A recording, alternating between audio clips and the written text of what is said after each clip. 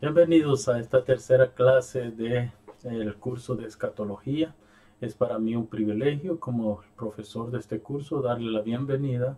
Mi nombre es José Jesús Ramírez y espero que podamos apreciar mucho lo que queremos hacer en este curso, en esta clase específicamente. Hoy vamos a estar hablando prácticamente de la base bíblica y exegética del postmilenialismo. De esto principalmente es lo que vamos a estar hablando. En esta parte vamos a analizar la evidencia bíblica y exegética en la que se sostiene el postmilenialismo, aunque hay muchos que quieren restarle importancia a la escuela escatológica postmilenialista. Esta goza de bastante sustento bíblico para sostener su argumento escatológico.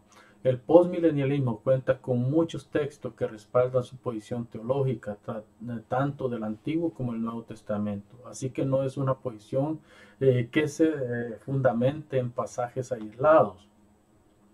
La Biblia ampliamente provee ese respiro positivo para el pueblo del pacto. Por eso los invito para que juntos vayamos a las Escrituras y analicemos algunos de estos pasajes para que veamos el respaldo que tiene el postmilenialismo como escuela escatológica. Aunque nuevamente aclaro que mi posición escatológica es amilenialista, pero podemos diferir en si somos o no de X escuela, ya que solo Dios conoce a perfección el futuro. Nosotros solo podemos ver evidencia bíblica a través de una exégesis responsable, enfocarnos en la escuela que según el estudio nos lleve con más claridad.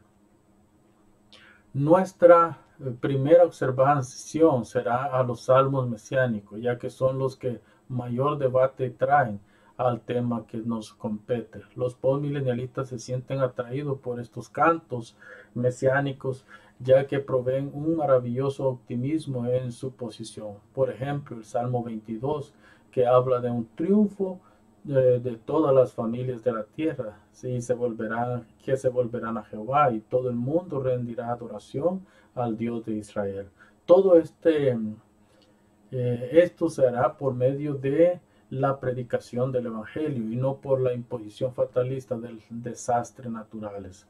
El Salmo 67, por su parte, habla de que todo mundo conocerá a Dios y conocerán las obras de Dios Todopoderoso. Por consiguiente, el Salmo 86 dice que todas las naciones vendrán y se postrarán delante de Dios y le adorarán. El Salmo 110 no se queda atrás, ya que asegura que el Mesías estará sentado en el cielo hasta que Dios ponga a sus enemigos por estrado de sus pies. El escritor a los Hebreos también habla de que el Hijo está sentado en el cielo hasta que Dios ponga a sus enemigos a sus pies. El Salmo 102, por su parte, nos asegura que todo el mundo temerá al Dios de Israel y que su temor estará sobre ellos para siempre. En el Salmo 72 nos encontramos que la victoria del Cordero será antes de que el final llegue a este mundo. es decir, antes de que Dios cree nuevos cielos y nueva tierra. La narración positiva del Salmo indica que todo será encaminado a la restauración de los elegidos por medio del mensaje de restauración que trae el Evangelio. Así de que ahora vamos a revisar el Salmo 2. Este salmo tiene un gran contenido acerca de la historia de la humanidad. Narra cómo las naciones se alborotan por el ungido de Jehová y cómo Dios lleva su plan de redención a un final feliz. Así que los postmilenialistas lo usan para mostrar la lucha que ha existido entre el bien y el mal y la victoria total en el Jesús histórico. Las naciones de la tierra se han confabulado para hacer guerra a Dios y para destruir a su ungido.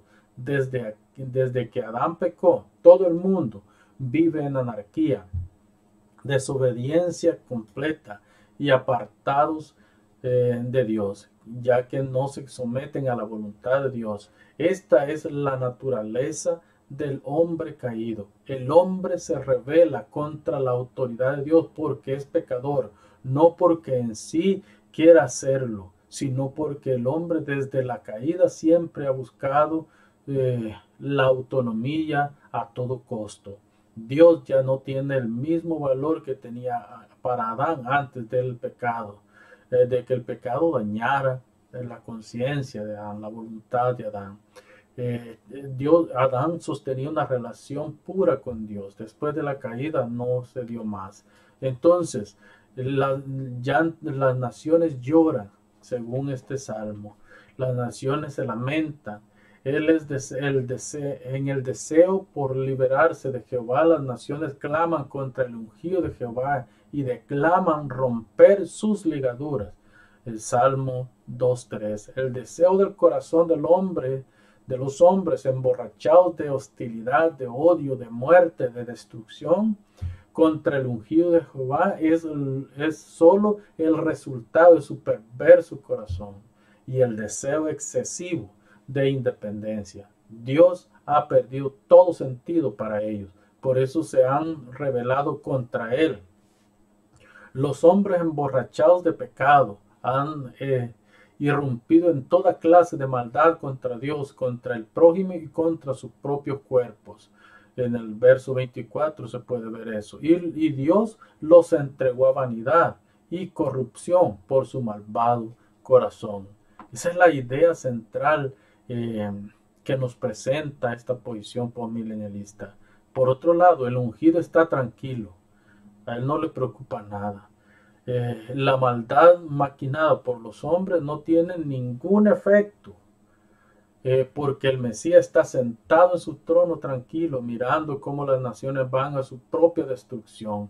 El ungido no se preocupa en sí por ellos, sino que él está tranquilo. El verso 4 nos lo dice. El salmista deja ver que Dios sarcásticamente se burla de su insensatez. Cuando el salmista habla del ungido, se refiere al Mesías, el Señor y Salvador Jesucristo para los cristianos. Lucas en el libro de Hechos capítulo 4, verso 25 al 28, hace un exégesis de este salmo, demostrando que el cumplimiento se dio en el Gólgota, donde las naciones se amotinaron para dar muerte al ungido de Jehová, el Cristo, el Dios Todopoderoso, el que descendió del cielo para dar vida. El salmista sigue el curso del relato informando a sus lectores que Dios justifica su indignación al confundirles porque maldicen al que les dio vida.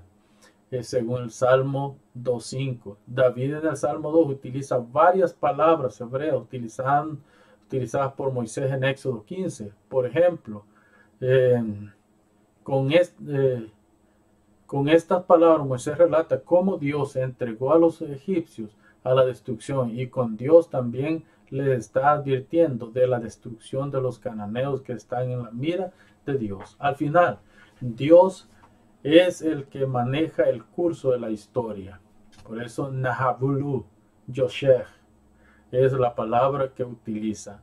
Luego pasa al triunfo del Mesías. Así que Dios está anticipando ese triunfo. Dios lo está anticipando. contra todos aquellos que se han levantado contra Dios. A veces queremos ver la destrucción de las naciones paganas inmediatamente, pero Dios para todo tiene un tiempo meticulosamente escogido y nada abandona el plan perfecto de Dios. Así que dejar el plan de Dios por el nuestro no es de sabio, ya que sin Dios, el fracaso es inminente. Por consiguiente, hacemos bien en entender que la historia sigue su curso lento pero seguro, ya que Dios no tiene prisa, porque sabe que al final su voluntad será cumplida en todo lugar y según Él lo ha dispuesto por su decreto eterno de elección.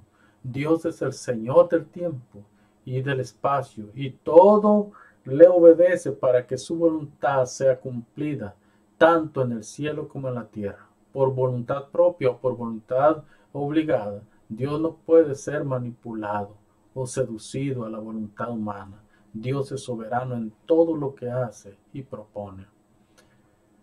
Dios,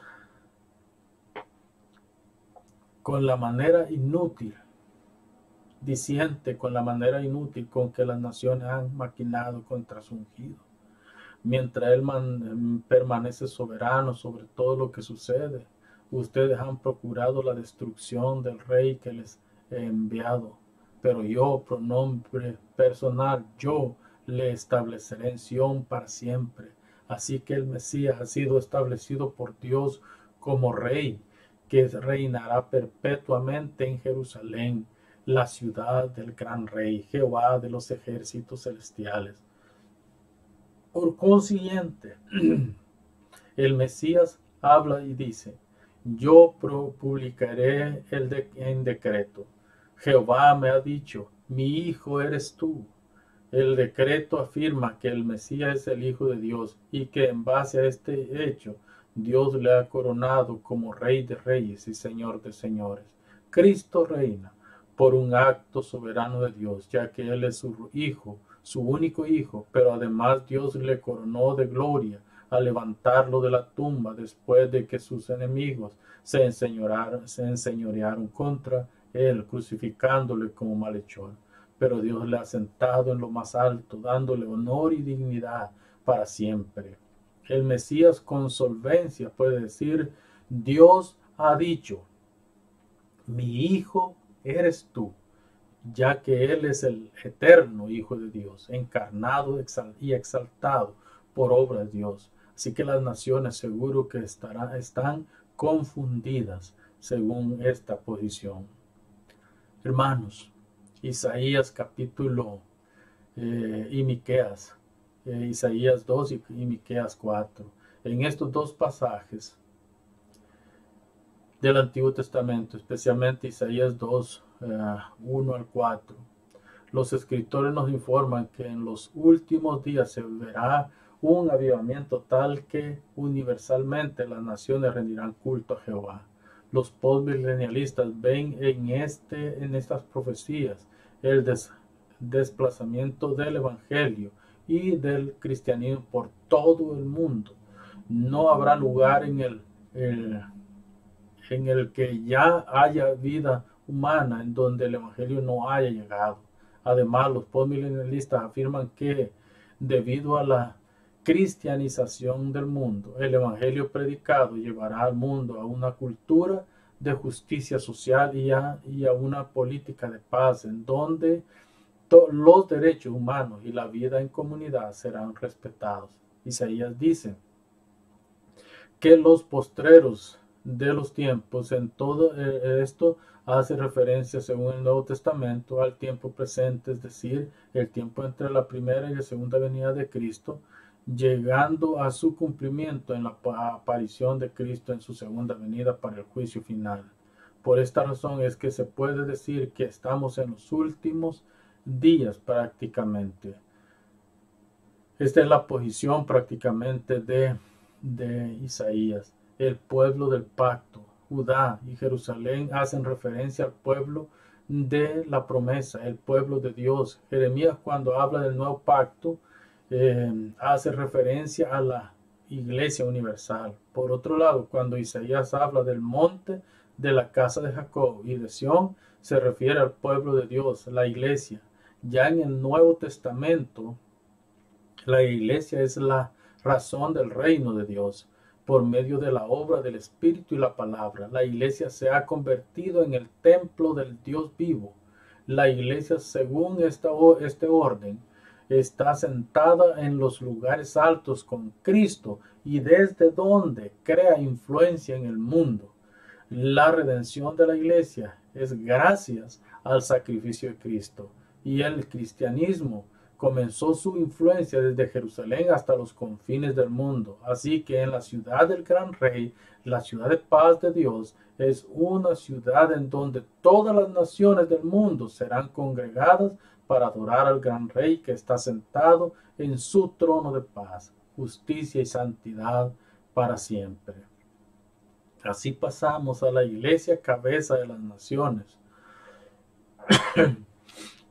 En la posición postmilenialista enseña que por su parte Isaías también dice que el pueblo de Dios, la iglesia, será confirmada como cabeza de las naciones, figura en el monte de Sión. Así que este pueblo estará visiblemente reinando con Cristo en este reino. Isaías afirma que la iglesia de Cristo ha sido confirmada para esto. Por consiguiente, el Antiguo Testamento, cuando habla del pueblo del pacto, la iglesia, usando la figura de Jerusalén, está hablando que esta Jerusalén o la iglesia serán grandes en nombre y en extensión, ya que por medio del Evangelio ha creado influencia en todas las naciones del mundo. Además, la influencia de la iglesia es tal que ni el mismo infierno puede contra ella. Dios es su protector. Isaías asegura que correrán a él todas las naciones. Correrán a la iglesia para presentar su adoración a Dios, ya que Dios es su salvación.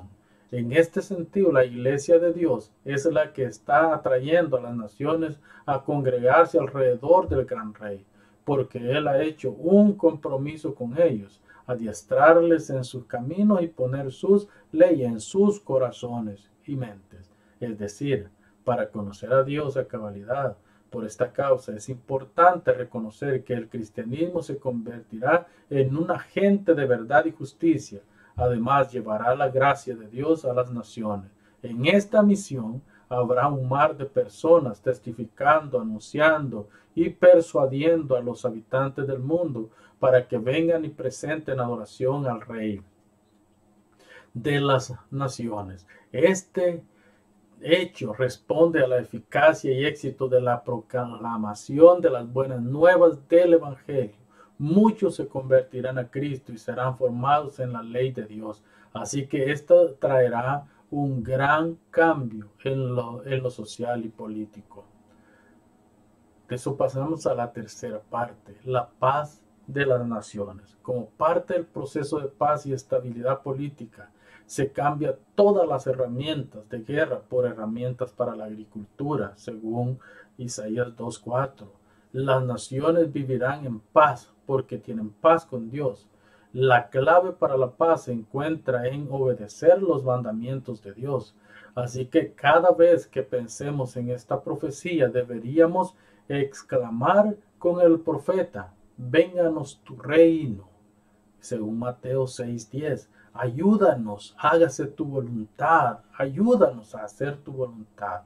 El reino de Dios será establecido por Dios para que su pueblo goce de las bendiciones de Dios y para que reine con él para siempre. Este será un reino de paz y de justicia en donde el amor de Dios lo medirá todo y el pueblo será beneficiado por este temor. Así pasamos prácticamente a Mateo capítulo 13, los dos testamentos, el Nuevo Testamento y el Antiguo Testamento. Prácticamente tenemos que ver el postmilenialismo desde el contexto de los dos testamentos. Hermanos amados, desde la narrativa del nacimiento del Hijo de Dios, que cumple las profecías mesiánicas del antiguo pacto, hasta la iniciación del reino de Dios que se ha acercado para morar entre los hombres de buena voluntad, Lucas 2:14, porque la hará de que la hora del reino se revelará había llegado, Gálatas 4:4, la hora de que el reino de Dios se revela había llegado, no podía esperar más. Dios estableciendo su reino de una forma progresiva. La autoridad con la que el Jesús histórico destruye la obra de Satanás y de sus comisionados, los demonios, demuestra que el día del Señor para liberar y librar había llegado. Al liberar al pueblo de sus pecados había llegado. Por eso es por lo que el Señor puede decirles: hoy se ha cumplido esta profecía en Lucas capítulo 4, verso 21. Así que el reino no es para una venida futura devastadora y visible. El reino ya está entre nosotros. La iglesia es este reino, pero es un reino espiritual. Es bueno notar que Jesucristo nunca aceptó que se le instituyera como rey, pero jamás rehusó recibir adoración como tal, como rey. Por su parte, Jesús mismo asegura que este reino no es de esta tierra. Jesús está sentado en el trono de la gloria a la derecha del Padre.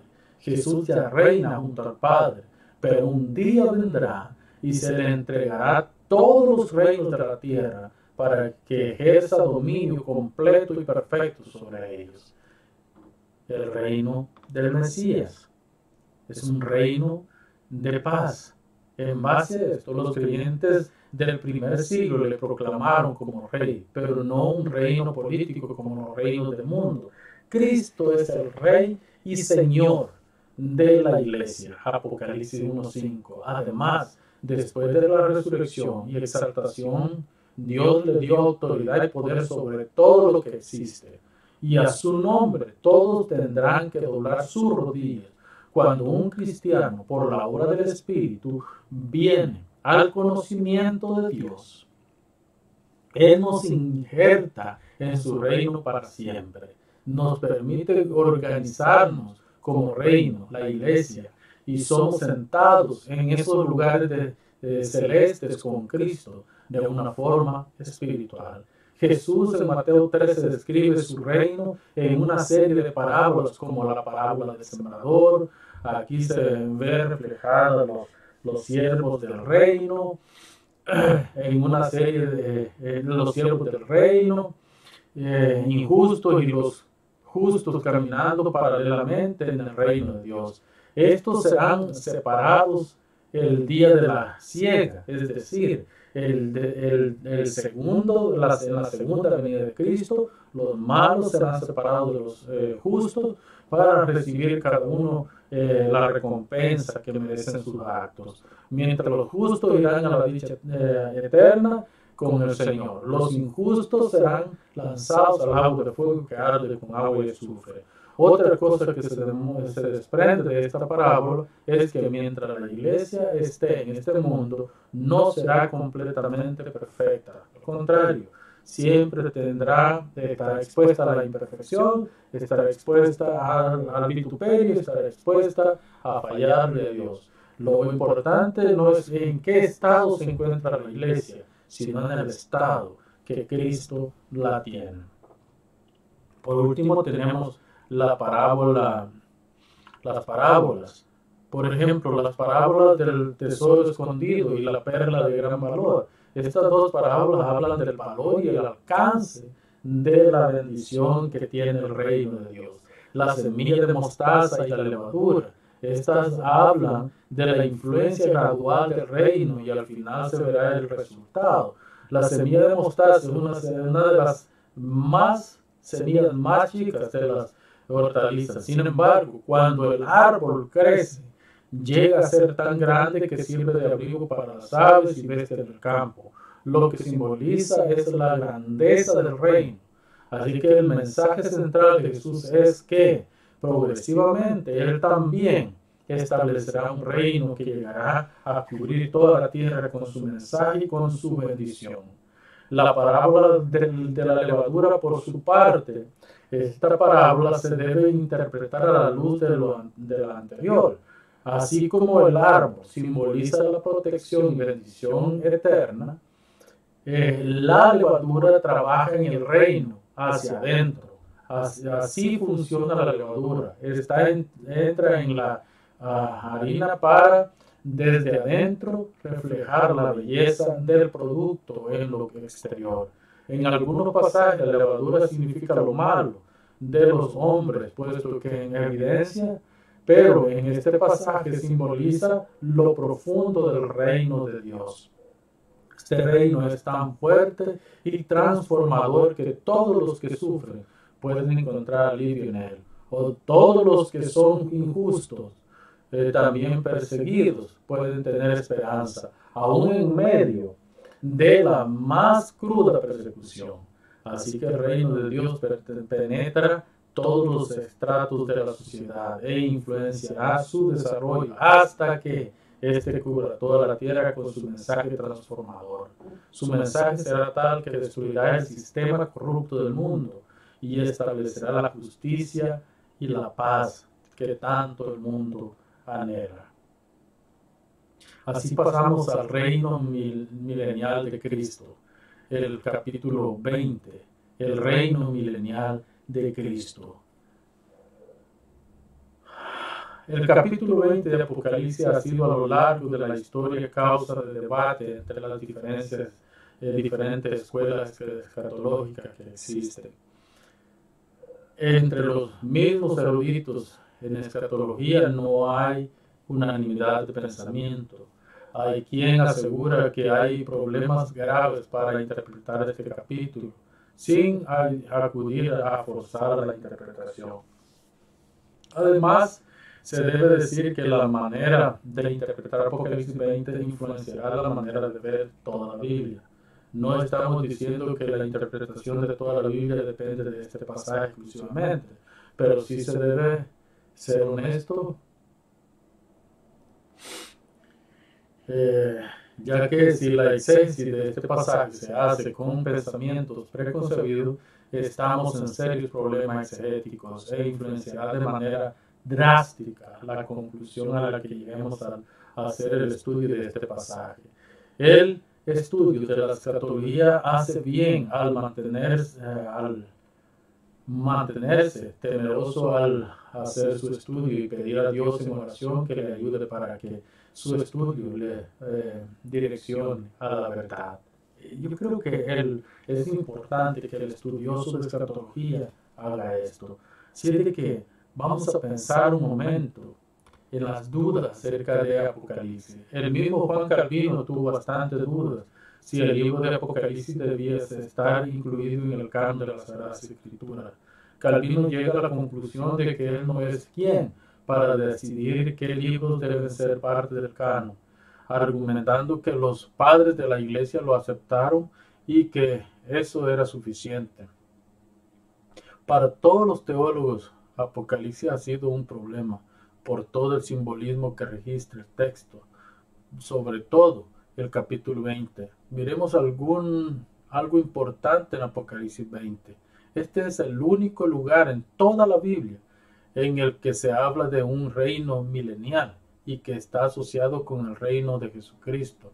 Este registra en los primeros 10 versículos en el que se presenta el reino y la destrucción de Satanás. El problema que es que hay un problema serio con este pasaje. Si este reino es tan importante como argumentan los grupos premilenialistas, ¿por qué se habla de él solo en este pasaje?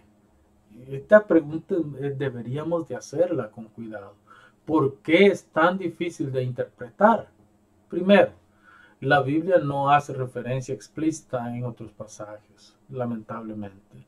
Y segundo, lo difícil para interpretar es el simbolismo que este pasaje y todo el libro de Apocalipsis tiene.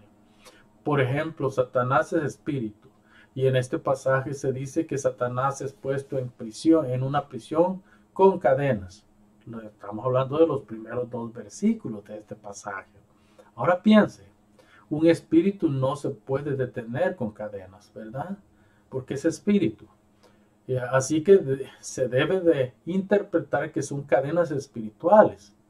Casi en su totalidad, el libro de Apocalipsis debe de interpretarse de forma simbólica.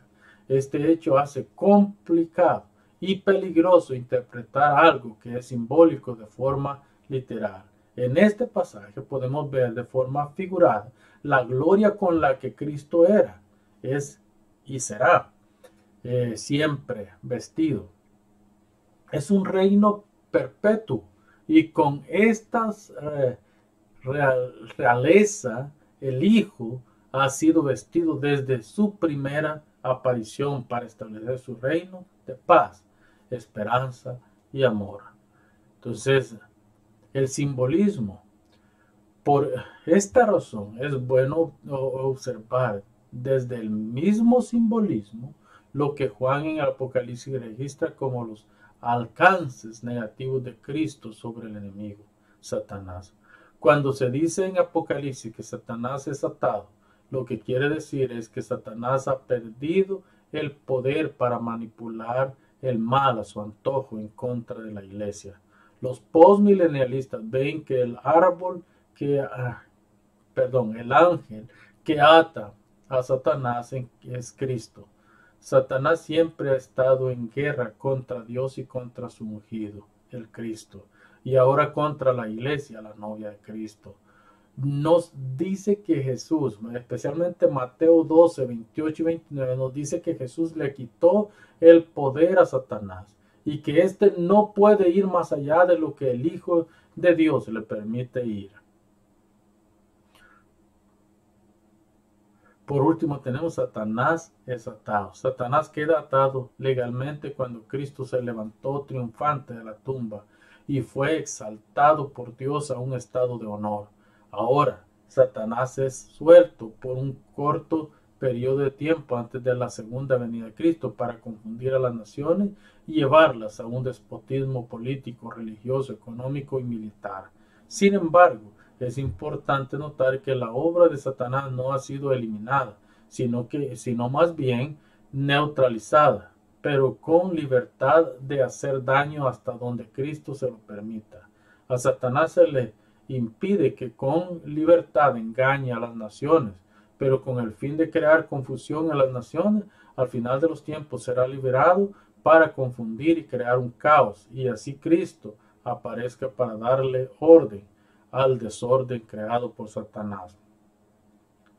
Antes de la primera aparición de Cristo, Satanás tuvo dominio casi absoluto de las naciones del mundo, excepto Israel, quien fue elegido por Dios para que fuera de bendición a todas las naciones paganas del mundo.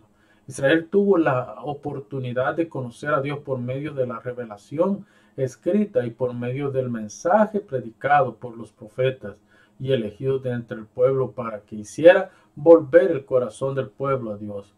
Por medio del Evangelio, la iglesia ahora va llevando este mensaje de gozo, esperanza a todas las naciones, desde Jerusalén, Samaria y hasta lo último de la tierra. Es por medio del mensaje de la cruz que Satanás fue perdiendo dominio sobre las naciones paganas, porque fueron atraídas a la luz de la gracia de Dios. Así que en Apocalipsis se pueden contemplar las implicaciones positivas del Evangelio. Es que mientras Satanás permanece en prisión, Cristo reina y la iglesia reina con él. Así todos los hermanos que han entregado sus vidas por causa del Evangelio reinan con el Señor, pero también la iglesia militante reina con Cristo desde su lugar de residencia, ya que su mensaje es un mensaje de victoria contra Satanás y el mal, lo que provee la participación de todos los santos, vivos y muertos, en la actividad de la vida en el reino. Es la resurrección del Señor. Estos hermanos han nacido de nuevo de forma espiritual por medio de la gracia soberana de Dios. Aquellos hermanos que mueren a sí mismos y por la causa de Cristo han encontrado la vida. ¿En qué está basado el amor de Cristo y al prójimo?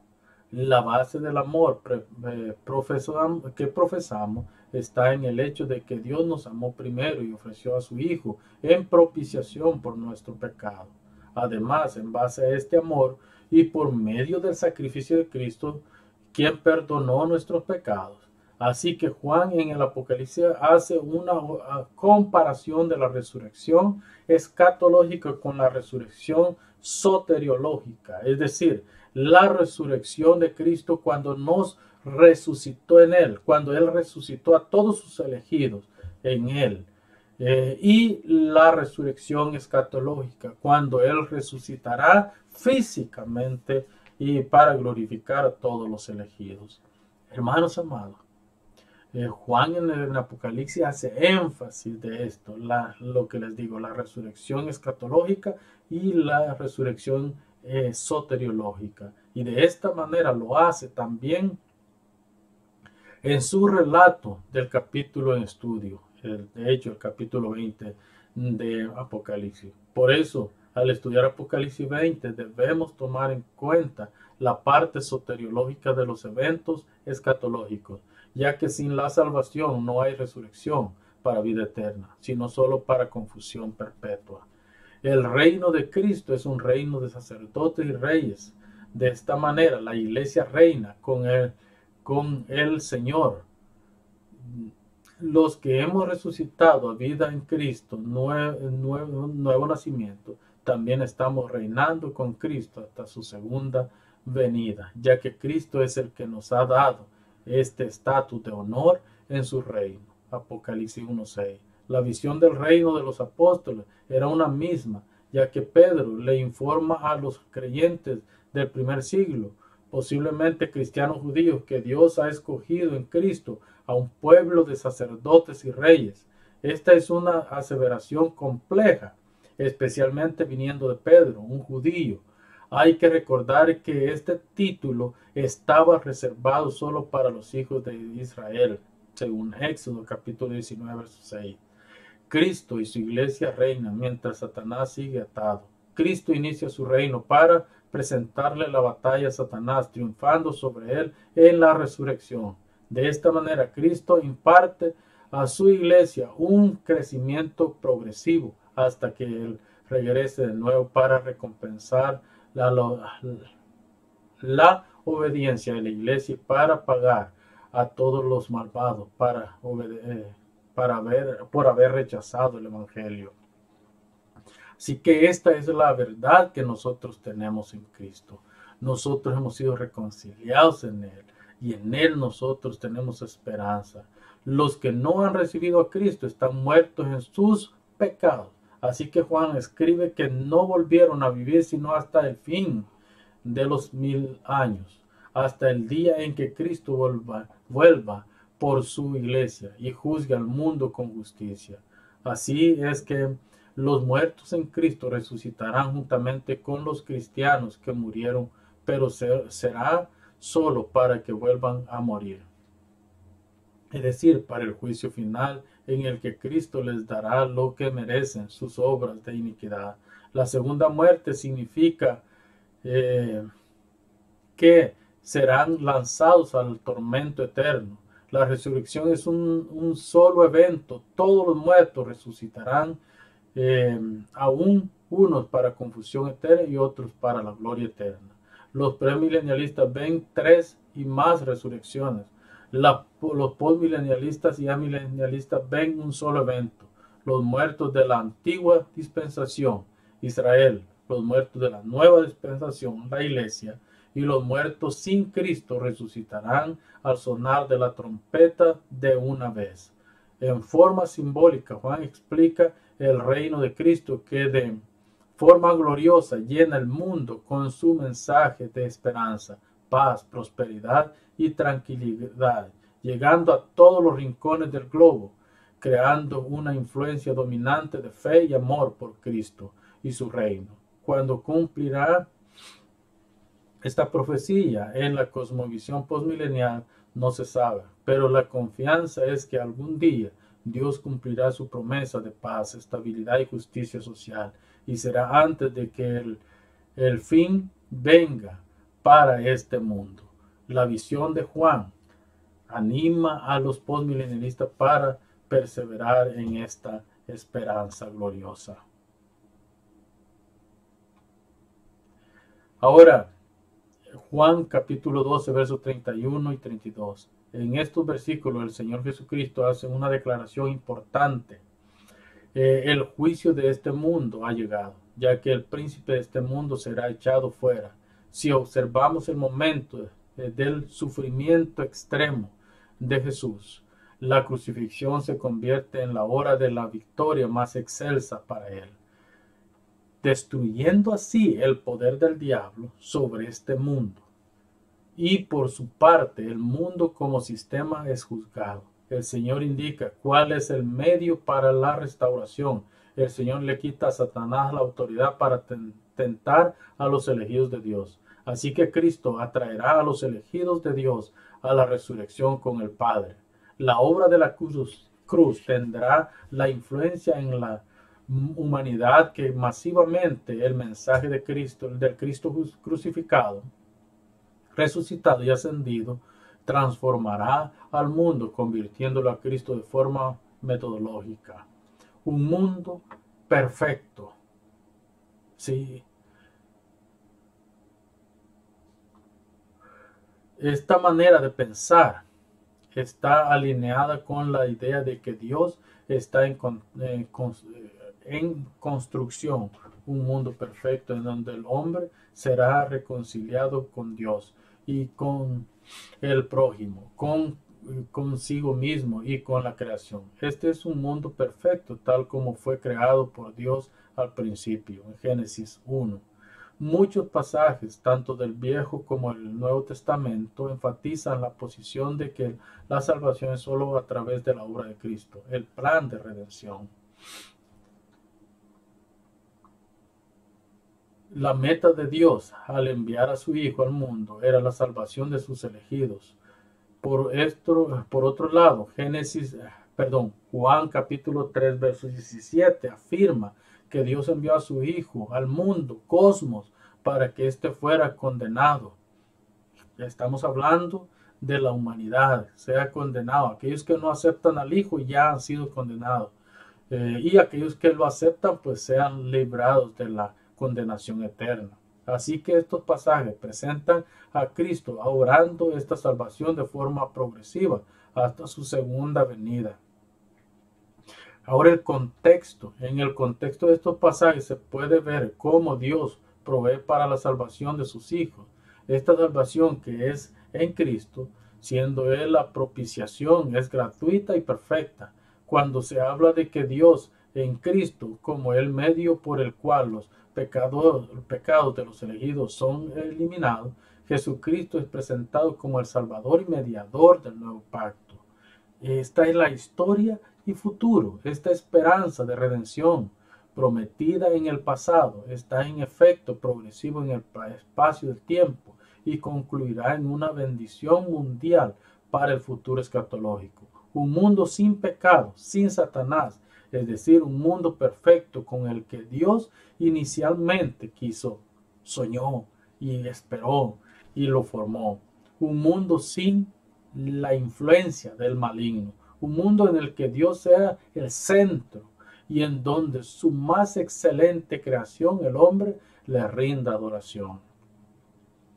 Así que nosotros podemos ver la salvación y cómo ven los postmilenialistas la salvación. Los postmilenialistas no enseñan una salvación universal. Los postmilenialistas no creen ni enseñan que todo el mundo será salvo. Al contrario, el sistema escatológico postmilenial enseña que solo los elegidos de Dios serán el canal de bendición que Dios usará para la expansión del Evangelio. Pero en este proceso, la cizaña y el trigo van caminando juntos hasta el día final, cuando Dios apartará el uno del otro. Así que en este sistema de pensamiento el cristiano será la regla de vida en vez de ser la excepción. Para el postmilenialismo, por medio del cristianismo, la maldad será reducida a casi nada, mientras que el mundo como sistema funcionará en base a la ética y la moral cristiana. Por consiguiente, debido a la redención obrada y aplicada por Cristo, el mundo gozará de una relativa paz y prosperidad anunciados por los profetas. Así que para el avance en la historia de la redención, Cristo es enviado a la iglesia a hacer la gran comisión hasta llenar el mundo de la doctrina de Jesucristo. Es así como hemos llegado al final de esta tercera clase y espero verles en la clase número 4. Que la gracia del Señor sea con cada uno de ustedes. Amén.